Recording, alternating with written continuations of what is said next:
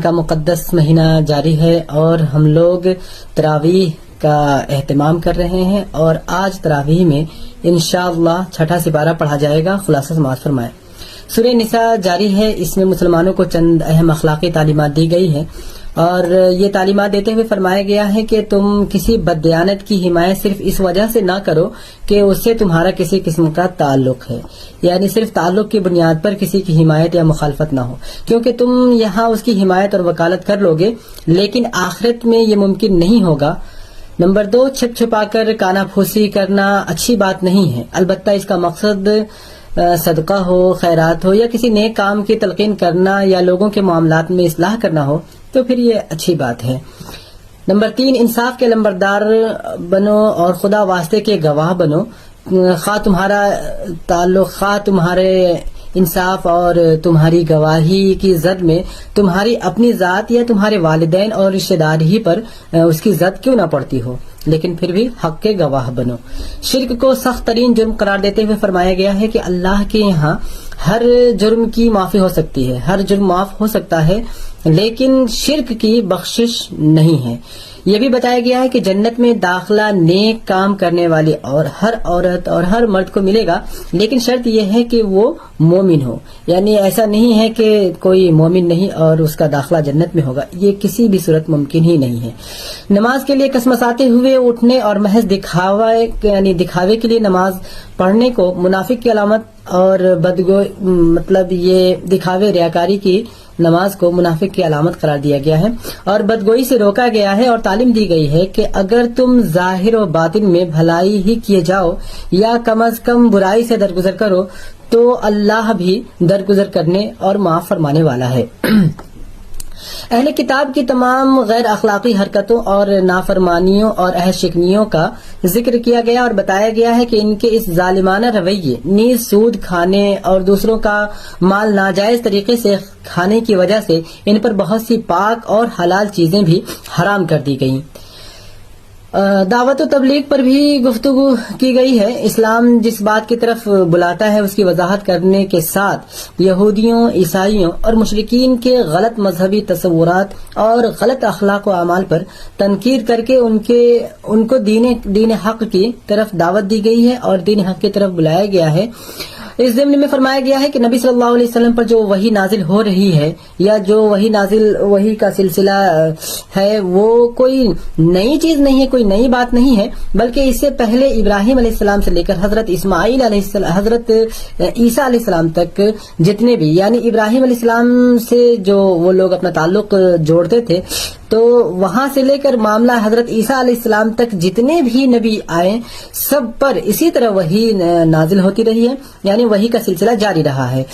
عیسائیوں کے عقیدہ تثلیث کا ابطال کرتے ہوئے فرمایا گیا کہ معبود تو بس ایک اللہ ہی ہے، یعنی صرف اور صرف اللہ ہی ایک معبود ہے اور وہ اس سے بالاتر ہے کہ اس کا کوئی بیٹا ہو۔ مسیح علیہ السلام نے کبھی اس بات کو عار نہیں سمجھا کہ وہ اللہ کا ایک بندہ ہے، یعنی حضرت عیسیٰ علیہ السلام نے بھی خود کو اللہ کا بندہ قرار دیا، اور اللہ کا بندہ ہونا یہ کوئی عار کی بات نہیں ہے۔ تو اس لحاظ سے یہ کہنا کہ عقیدہ تثلیث یہ کسی صورت درست نہیں ہے، یعنی الہ اور معبود صرف اور صرف اللہ ہے۔ آخر میں میراث سے متعلق چند مزید احکام دیے گئے ہیں۔ نمبر 1 مثال کے طور پر کلالہ ہے، تو وہ شخص کلالہ کہیں گے وہ شخص کو، یعنی وہ شخص جو لاولد بھی ہو اور جس کے باپ اور دادا بھی زندہ نہ ہو، یعنی باپ دادا کا بھی انتقال ہو گیا اور لاولد ہے، گویا ایک تنہا شخص ہو گیا ہے، تو ایسا شخص جسے کلالہ کہتے ہیں وہ مر جائے اور اس کی ایک بہن ہو تو وہ بہن اس کے ترکے میں سے آدھا حصہ پائے گی، یعنی اس بہن کو اس کے ترکے کا آدھا حصہ ملے گا۔ کسی کی بہن لاولد مرے تو اس کا بھائی اس کا وارث ہوگا۔ نمبر 3، اگر میت کی 2 بہنیں ہوں تو وہ ترکے میں سے 2/3 کی حقدار ہوں گی۔ اور چوتھی قسم، اور اگر کئی بھائی بہنیں ہوں تو عورتوں کا 1/2 اور مردوں کا 2 حصہ ملے گا۔ سورہ مائدہ یہاں سے شروع ہوتا ہے اور اس کے احکام یہاں سے جاری ہوتے ہیں، ملاحظہ فرمائیں۔ مسلمانوں کو نصیحت کی گئی کہ اگر مخالفین تمہارے ساتھ غلط سلوک کرتے ہیں، یعنی غلط رویہ اختیار کرتے ہیں، تو تم جواباً غلط سلوک کا موقع ہوتے ہوئے بھی ان کے ساتھ غلط سلوک نہ کرو۔ چنانچہ صلح حدیبیہ کے موقع پر کافروں نے مسلمانوں کو عمرہ کرنے سے روک کر جو زیادتی اور ظلم کیے تھے، اس زیادتی، اس ظلم پر مسلمانوں کو نصیحت کی گئی کہ گروہ نے جو تمہارے لیے مسجد حرام کا راستہ بند کر دیا، اس پر تمہارے لیے تمہارا غصہ اور تمہارا غضب، تمہارا غصہ تمہیں اس قدر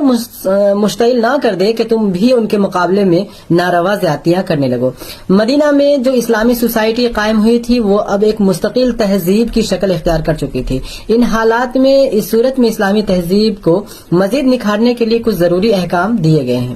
یعنی حج کے آداب مقرر کیے گئے۔ اس سلسلے میں فرمایا گیا کہ احرام کی حالت میں کسی جانور کا شکار نہ کیا جائے، شاعر اللہ یعنی اللہ کی نشانیوں کی بے حرمتی نہ کی جائے، حرام مہینوں کو حلال نہ کیا جائے، قربانی کے جانور پر دست درازی نہ کی جائے، اور اللہ کے گھر کی زیارت کرنے والوں کو پریشان نہ کیا جائے۔ کھانے پینے کی چیزوں میں حرام و حلال کے قطعی حدود یعنی متعین حدود قائم کرتے ہوئے فرمایا کہ یہ چیزیں حرام کر دی گئی ہیں، مثلا مردار جانور، خون، سور کا گوشت، وہ جانور جو اللہ کے سوا کسی اور کے نام پر ذبح کیا گیا ہو، وہ جانور جو گلا گھوٹ کر یا چوٹ کھا کر یا بلندی سے گر کر یا پھر ٹکر کھا کر مرا ہو، سوائے اس کے کہ جسے زندہ پا کر ذبح کر لیا گیا ہو۔ تو یہ جو زندہ پا کر ذبح کیا گیا ہے تو اسے وہ تو جائز ہے، اس کے علاوہ جو صورتیں بتائی گئی ہیں وہ سب حرام ہے۔ اس کے ساتھ ہی فرمایا گیا کہ وہ جانور بھی حرام ہی ہوگا جو کسی آستانے پر ذبح کیا جائے، یعنی جسے غیر اللہ کے نام پر اگر کوئی ذبیحہ ہے تو وہ بھی حرام ہے۔ جو چیزیں حلال کی گئی ہیں ان کی بھی تفصیل بتائی گئی کہ ہر پاک چیز، جتنی بھی پاک چیزیں ہیں وہ حلال کر دی گئی ہیں، جیسے سدھائے ہوئے شکاری جانور، جس جانور کو پکڑ لیں، یعنی ایسا جانور جسے ٹرینڈ کیا گیا ہو اور وہ پھر شکار کر کے لائے اور پھر اسے ذبح کر کے اگر اسے ذبح کرے تو وہ پھر حلال ہے۔ لیکن شرط یہ ہے یعنی تمام صورتوں میں کہ ذبح جو ہو وہ اللہ کے نام پر ہو، یعنی اللہ کے نام پر جو ذبیحہ ہوگا، ایسے جانور جسے اللہ نے جائز قرار دیا تو ہی جائز ہے، ورنہ تو ناجائز ہے۔ دور جاہلیت کی خود ساختہ پابندیوں کو ختم کر دیا گیا، چنانچہ فرمایا گیا کہ تمہارے لیے ناجائز ہے کہ پاسوں کے ذریعے سے اپنی قسمت معلوم کرو، یعنی فال نکال کر پاسا پھینک کر جو لوگ اپنی قسمت معلوم کرتے ہیں یا پھر فال نکالتے ہیں، اس کے سلسلے میں وہ اس کی مذمت بیان کی گئی ہے کہ وہ ناجائز ہے۔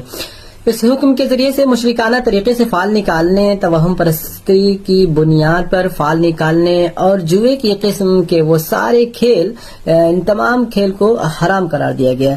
تو یہ سب دور جاہلیت میں ہوا کرتا تھا، تو اس کو یہ سارے کام، یہ ساری قسمیں جو فال نکالنے کی ہے اس کو حرام قرار دیا گیا ہے۔ اور یہ بتایا گیا کہ جن چیزوں کی بھی تقسیم اور یعنی یہ جس میں جو فائدہ ہوتا ہے وہ ان سب چیزوں کی تقسیم اگر اتفاقات کی بنیاد پر ہو جائے تو وہ سب بھی جائز نہیں ہے۔ مثلا اتفاقی طور پر کوئی بہت مالدار ہو جا رہا ہے ایک دم اچانک سے، جیسے کہتے ہیں لاٹری لگنا، تو یہ سب بھی جائز نہیں ہے، ایسے کھیل بھی جائز نہیں ہے۔ اہل کتاب یعنی یہود و نصارہ کا کھانا حلال کر دیا گیا، اسی طرح اہل کتاب کی عورتوں سے نکاح کو حلال کر دیا گیا، نماز کے لیے وضو کو ضروری قرار دیا گیا اور فرمایا گیا کہ منہ کو دھویا جائے، کہنیوں تک ہاتھ دھوئے جائیں اور سر کا مسح کیا جائے اور ٹخنوں تک پیر دھوئے جائیں۔ گویا یہ وضو کا طریقہ ہے جو قرآن میں بیان کیا گیا ہے۔ تو ایسی صورت میں ہمیں اس کا اہتمام کرنا چاہیے کہ کوئی جو فرض ہے وہ ساقط نہ ہو، ورنہ وضو اگر ہمارا مکمل نہیں ہے تو پھر نماز بھی مکمل نہیں ہوگی۔ تیمم کے سلسلے میں فرمایا گیا ہے کہ پانی نہ ملے، یعنی اگر تیمم کی ضرورت وضو کی ضرورت ہے اور پانی نہیں ہے تو تیمم کے لیے فرمایا گیا کہ پاک مٹی لیں، اس پر ہاتھ مار کر اپنے منہ اور چہرے پر پھیر لیں۔ فرمایا گیا کہ یہ احکام جو کچھ بھی ابھی بیان کیے جا رہے ہیں، یہ احکام تم پر زندگی کو تنگ کرنے کے لیے نہیں دیے گئے ہیں، بلکہ ان کے ذریعے سے اللہ تعالیٰ اپنی نعمتیں تم پر تمام کر دینا چاہتا ہے۔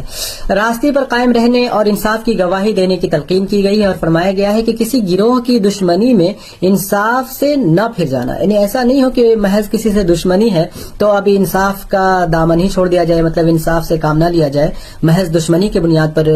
اس سے معاملہ کیا جائے، تو ایسا نہیں ہونا چاہیے، بلکہ عدل و انصاف کا دامن ہمیشہ تھامے رہنا چاہیے، وہ کبھی نہیں چھوٹنا چاہیے۔ یہودیوں اور عیسائیوں کو تفصیل سے ان کی غلطیاں بتائی گئی ہیں اور انہیں نبی کریم علیہ الصلوۃ والسلام پر ایمان لانے کی دعوت دی گئی ہے۔ اس سلسلے میں فرمایا گیا کہ اللہ تعالیٰ نے بنی اسرائیل یعنی یہودیوں سے پختہ عہد لیا تھا اور یہ کہا تھا، اگر تم نے نماز قائم رکھی اور زکوٰۃ میرے رسولوں کو مانا اور ان کی مدد کی اور اپنے خدا کو اچھا قرض دیتے رہے، یعنی اللہ کی راہ میں خرچ کرتے رہے، تو یقین رکھو کہ میں تمہاری برائیاں تم سے ختم کر دوں گا اور تم کو ایسے باغوں میں داخل کروں گا جن کے نیچے سے نہریں جاری ہوں گی۔ لیکن انہوں نے اپنا یہ جو عہد تھا یہ عہد توڑ ڈالا۔ ان کے اس جرم کی سزا کے طور پر اللہ تعالیٰ نے انہیں اپنی رحمت سے دور کر دیا اور ان کے دل سخت کر دیے۔ اسی طرح عیسائیوں سے بھی پختہ عہد لیا گیا تھا۔ انہوں نے حضرت عیسیٰ علیہ السلام کا مددگار ہونے کا اعلان کیا تھا، لیکن وہ بھی اپنے عہد کو بھول گئے۔ چنانچہ ان کی اس جرم کی سزا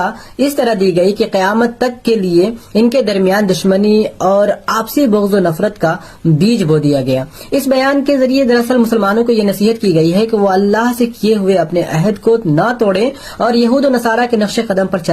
چل کر خود کو اسی انجام کا، اسی عاقبت کا، اسی انجام کا مستحق نہ بنائیں جس کے اہل کتاب مستحق ہوئے۔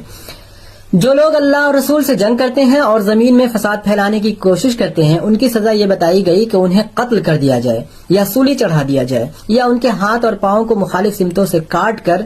ڈالے جائیں یا وہ جلا وطن کر دیے جائیں۔ یہ تو دنیا کی سزا ہے، اور ورنہ آخرت میں اس سے بھی بڑی سزا ان کے لیے مقرر ہے۔ مطلب دنیا میں بھی سزا دی جائے تو یہ سخت، جتنی بھی جو سزائیں ہیں یہ سزائیں ان کے لیے ہیں، لیکن آخرت میں تو اس سے بھی سخت ترین سزا ان کے لیے مقرر ہے۔ انسانوں کے قتل کو جرم قرار دیتے ہوئے فرمایا، جس نے کسی انسان کو خون کا بدلہ لینے یا زمین میں فساد پھیلانے کے سوا کسی اور وجہ سے قتل کیا، اس نے گویا تمام انسانوں کا قتل کر دیا، اور جس نے کسی کی جان بچائی اس نے گویا تمام انسانوں کو زندگی بخش دی۔ چوری کی سزا بتائی گئی کہ چور مرد ہو یا عورت دونوں کے ہاتھ کاٹے جائیں گے۔ اس کے بعد تورات اور انجیل کی اصل تعلیمات کا ذکر کرنے کے بعد فرمایا گیا کہ یہ قرآن ان کتابوں کی تصدیق کرتا ہے اور اس کی تعلیم بھی وہی ہے۔ ساتھ ہی یہ تنبیہ بھی کر دی گئی کہ جو شخص اللہ کی نازل کردہ کتاب کے مطابق فیصلہ نہیں کرے گا وہ کافر اور ظالم قرار دیا جائے گا۔ اللہ تعالی ہم سب کو حسن عمل کی توفیق عطا فرمائے، آمین۔